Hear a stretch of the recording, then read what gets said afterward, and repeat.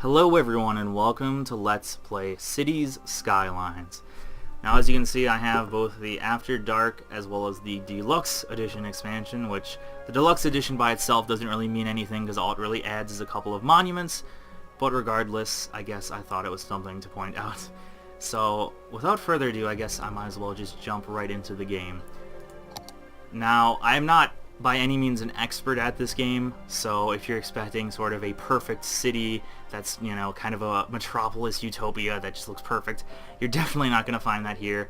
But if you just sort of want to, I guess, relax and watch the video and have a bit of a good time, then this is the place to look. My first couple playthroughs actually went terribly, and the reason why is because I was sort of used to the Sim Cities, where you can kind of just build all your roads and infrastructure. Not necessarily all of it, but you can basically build, you can kind of lay out your city before you actually have to build a lot of buildings. And in this game you can't really do that. You actually have to sort of build up your zones and, well, you have to build up the residential, industry, and commercial regions before you can really start making a bunch of roads and make a big power grid and everything. And that was my problem with my first two playthroughs, was I just sort of tried to plan the city out before I really built it, by getting all the roads and everything built first, and it didn't go well. But my last playthrough went pretty well, so I figured because it's a pretty fun game, I figured I might as well let's play it. Now, last playthrough that I did it on 2 rivers, which was alright. The only real problem came when I tried to dam the river. It kind of caused massive flooding for my city, so that was a bit of a problem, but whatever. I think this time what I will do is Black Woods, just because I sort of looked through these before I started the video, and Black Woods seemed like a pretty interesting area. It's got some more water than 2 rivers, so I figured that'll make it a little bit more of an interesting challenge for building. I suppose if I really wanted an interesting, challenging build, or not build, but an interesting challenge, it might be Islands would be the best decision, but I think Black Woods is what I'll choose, just because it sounds unique. Alright. Just let it load, and here we are. It seems like right away we started out on a bit of a peninsula, which actually looks pretty interesting, I'd say.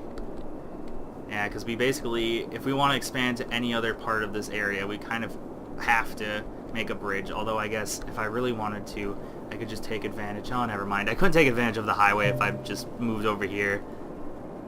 But yeah, it seems like we kind of have to build a bridge if we want to expand at all. So that's interesting. Alrighty then. So let's actually get on the building of the city. Don't really need that.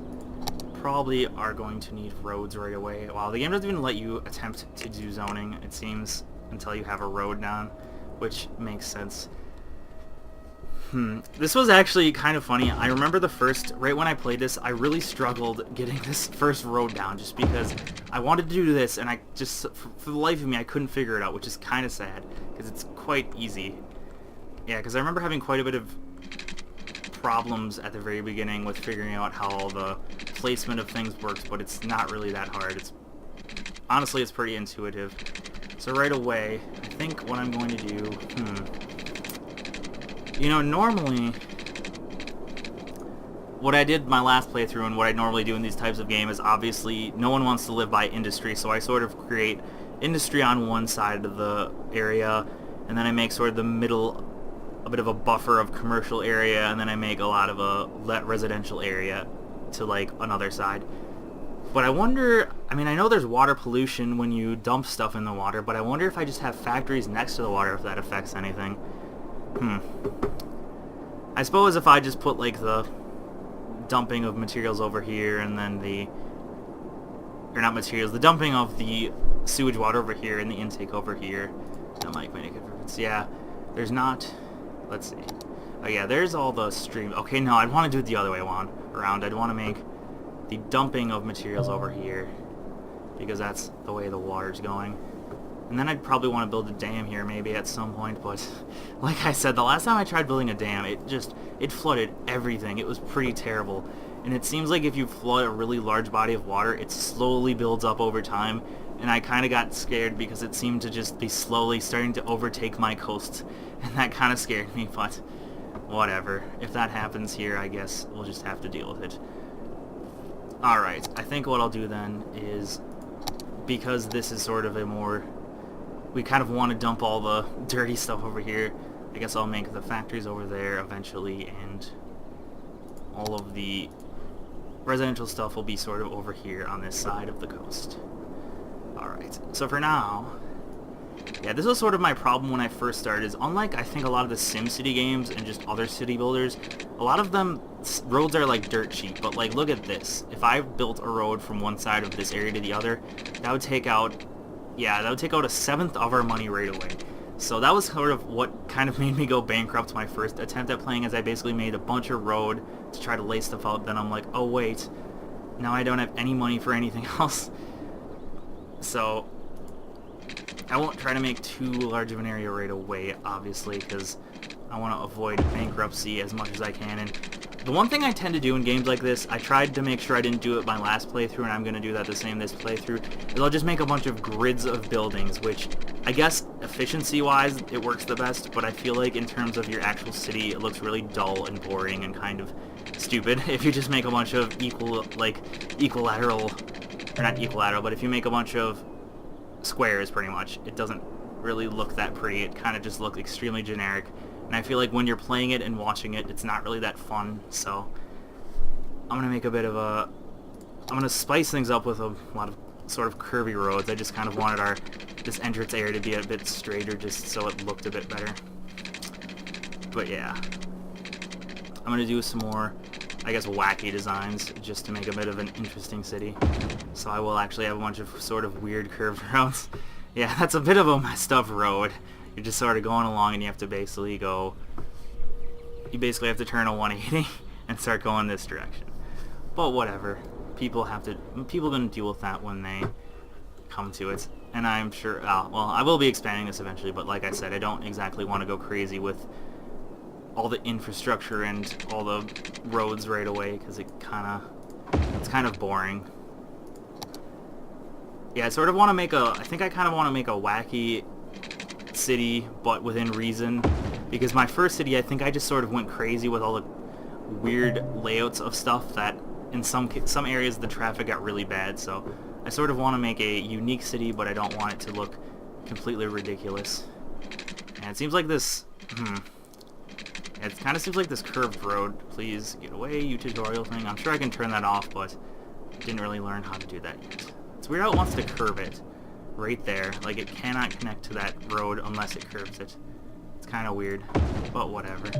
That looks messed up, but I don't care. Yeah, this is a bit of a hilly. Yeah, you can definitely see there's quite a bit of an incline, so that probably... yeah, that's probably partially the reasoning why it's likes to snap oddly. Alright. Yeah, I'm just sort of trying to get a bit of a basic introductory area down before I start making all the zoning.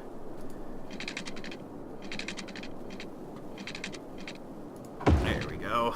Everything's gonna be a bit askew, I guess, but that's fine. Alright, so I think I'll put all of the sort of residential areas for now over here. Yeah, I can use this tool for now. This, maybe not. Yeah, the problem is, because everything's a bit askew, like if you just have a bunch of grids, straight grids, this tool is pretty useful, but otherwise I think we're going to have to use the brush, because kind of difficult to access to paint a lot of areas if I just use that square box tool. Alright, actually I could probably pause the game, considering not having it paused is just going to continuously drain our money. Alright, that'll be there. Guess I'll make another one as well. Yeah, we'll definitely have enough area for industrial. And actually, the one thing that sort of happened to me with my last city I noticed is, in a way, you kind of want to have uneducated workers, I've noticed, because I basically planted a bunch of schools down once I had a decent cash flow coming in, and then I realized all my factories were going bankrupt and, becoming desolate, and I'm like, why is this happening? And then I realized it's because all my workers have higher education, so no one wants to work at a stupid factory. And the problem was that was far before I had the population. It was far before I had the necessary population to build offices. So basically, I had to kind of just slither by, or not slither. I had to crawl along with the very low industrial output that I had for a while because everyone was educated. So I guess one thing I learned is that you don't want to have schools early on because then everyone will get educated and they won't want to work in a stinking factory. So that's one thing I kind of learned from my last playthrough. Do not educate your people that much because then they won't want to work. Alright, and I think this will be pretty good. I know I'm kind of, I guess, doing a bit overkill when it comes to the zoning right away, but I kind of want to have everything expand a bit quicker early on. That got unlocked really quickly considering I don't have any population. Alright, I can start the time a bit. Yeah, probably fast forward a bit too because we don't. Oh yeah, and obviously this was the one thing I did this the last minute my first let's play, or not my first let's play, but my first playthrough. I didn't place like any of these right away, so then it's like, oh, I kind of need electricity and water for everyone. What do I want? I did wind power last time, but I'm kind of considering doing coal just because. I mean, sure, it's kind of bad for the environment and all, but let's see, it's $560 per week. I think I did sort of look at it. Yeah, these have a lower upkeep in general, but this just kind of gives you a lot more. Yeah, it has a power output of 40 megawatts, so this has 0 to 8. So I get all these to 8. Yeah, it's a lower upkeep, but it's a higher initial cost, pretty much. So I guess I'll go with these, because I guess they are a bit more long-term efficient. I'll sort of just put these in a big line. I think that's what I'll do, is I'll just make a big line of these. But yeah, I'll just make sure I leave enough room for these as well. Alright, so yeah, this will actually be more of the water drains. Although I could just put the intake over here as well. Yeah, it's actually my last city, it didn't seem like it got, like, I didn't really have to put all that many of these down. I think I only had like 2 sets of 3, probably. And that was when I had like a population of 20,000. I just had a couple of sets of these. Although I did get to the point where I had this, of course, so I started putting these down as well, but it doesn't really matter now. I'm just going to place some of these things down. Water drain pipe. I was going to put a couple, but I have to get out of the mindset that I already have a big city, because that's kind of what I did, is I got to the point in my last game where when I built stuff like energy producing things, I kind of had to go a bit overkill right away. Simply because I had enough money that I sort of just wanted to make the city a bit more sustainable for the long run.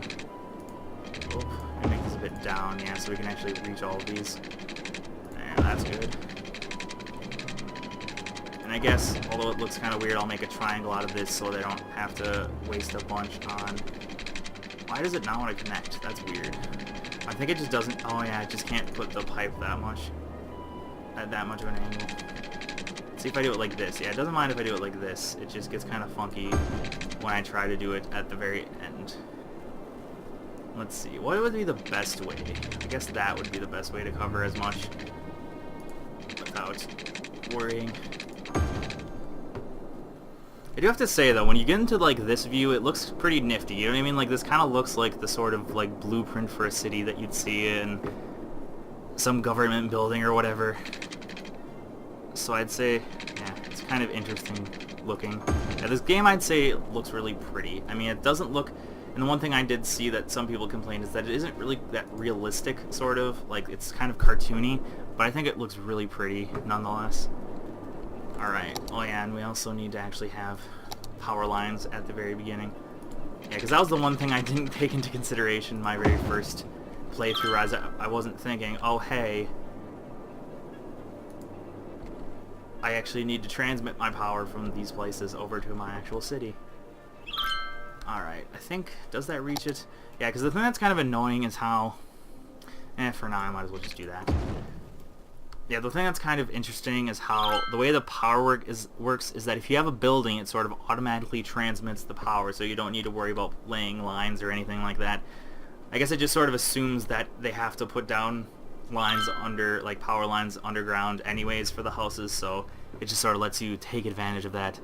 But I guess it's alright with me, because you already have to lay all the water pipes, so it would be kind of, I guess, meaningless to have to lay all the power lines as well. Alright, so here's a bunch of, yeah, I got a bunch of nice little homes popping up. Yeah, as you can see, we're in the negative, so I want to actually make sure I expand this, because that was actually my problem, my, like, sort of first test run of the game, I guess you could say, before I think I mentioned, it took me 3 tries to actually get a city that wasn't just massively in debt from the beginning, but then once I actually got it working, it was pretty easy. Oh, that annoys me. So much curving, it just, looks so terrible. Oh.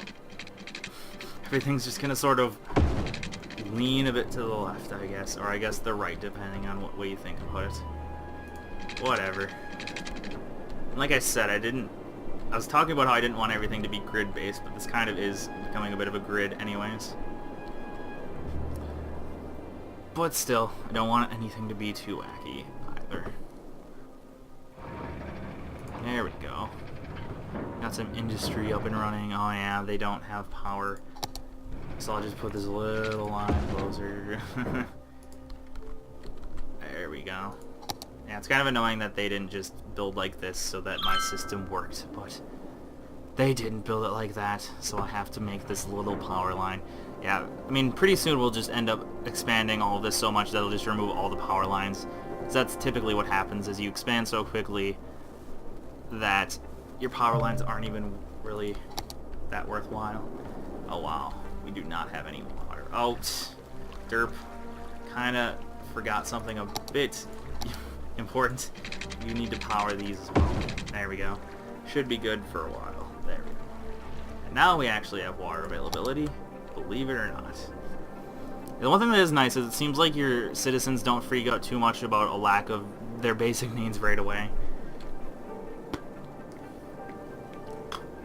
Had to get some water.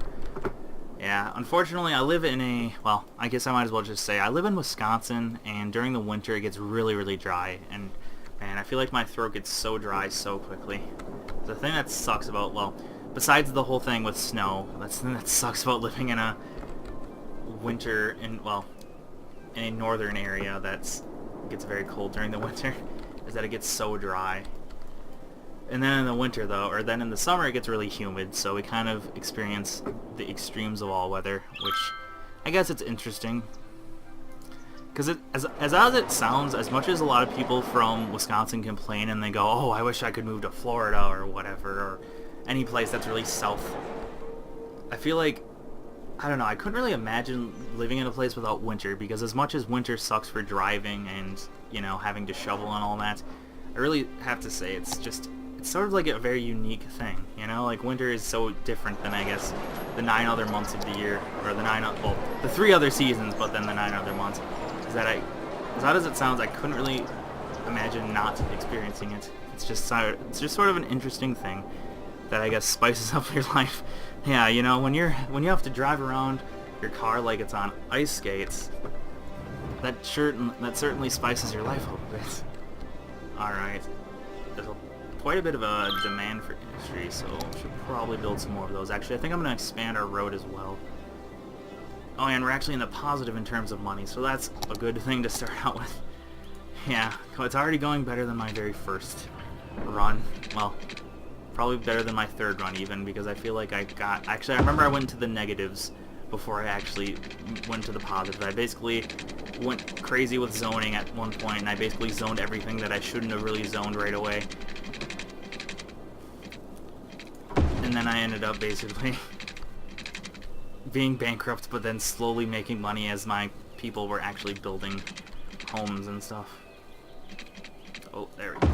That's how I want it. Admittedly, this map isn't too interesting for now. I kind of just have one big diagonal that I'm making little squares around.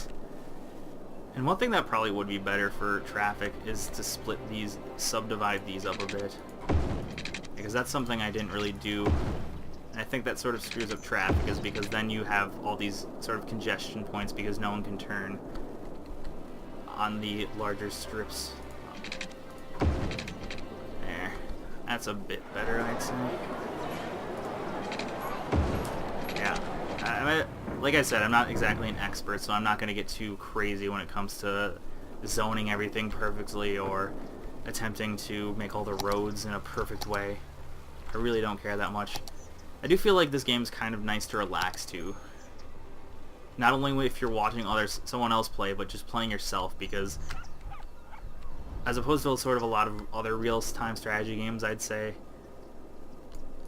the game sort of, there's not like a bunch of hectic things you need to worry about. I mean, honestly, as long as your budget's in the green, or your income is in the green, that's all that really matters. Otherwise, you can sort of just build anything as you see fit. To an extent, obviously, if all your citizens are upset, that won't exactly help matters out. And wow, I placed this road like perfect. The buildings on both sides have no gap whatsoever compared to this area. Look at how terrible this is compared to that. Probably because of that weird, very weird slight angle we've got going on. But whatever. As much as that sort of annoys me, I won't try to worry about it too much. Righty then. Got a bunch of more factories coming in.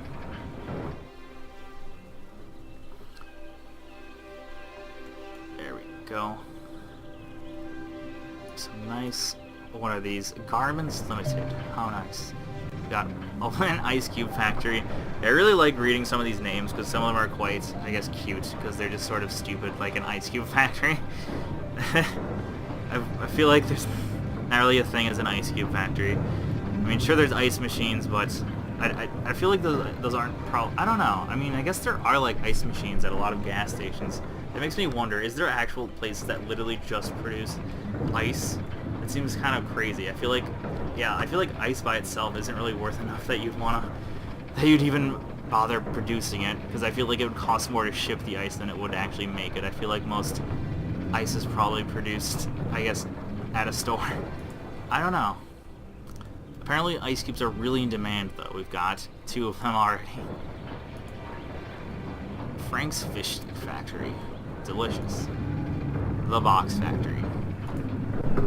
Ready to Wear Limited. Whatever.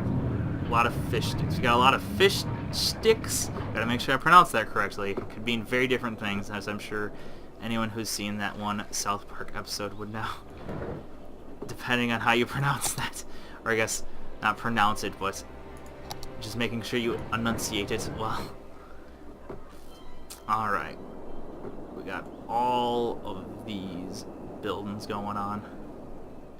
Yeah, it's kind of funny playing this game now. Like, after I just played with a really massive city that was at least, well, it was at least this big, and on the Two Rivers thing, I'll imagine if this was all land, and then this was also all land. I basically started making an area over here, then I made a bridge, and I started making sort of a Twin Cities style sort of thing. Alright. What does everyone want? Yeah, I've noticed it's kind of interesting how at the very beginning... Yeah, this is probably... I'd say the hardest part of this is trying to get enough of their demands sort of taken care of right away so that they don't get crazy when it comes to... or so that they're actually willing to expand, because it's sort of a fine balance, being able to actually make enough money that you can afford all these utilities, but at the same time not getting so many utilities that all your people are poor and can't, or that not all your people, but so that you're so poor that you can't even build anything extra to your city. I guess we could probably use a medical clinic. And it seems like there's only really demand for it in the residential area, so I suppose I'll probably make it over here, just with further expansion in mind. And actually, I should probably go ahead and zone this area for residential.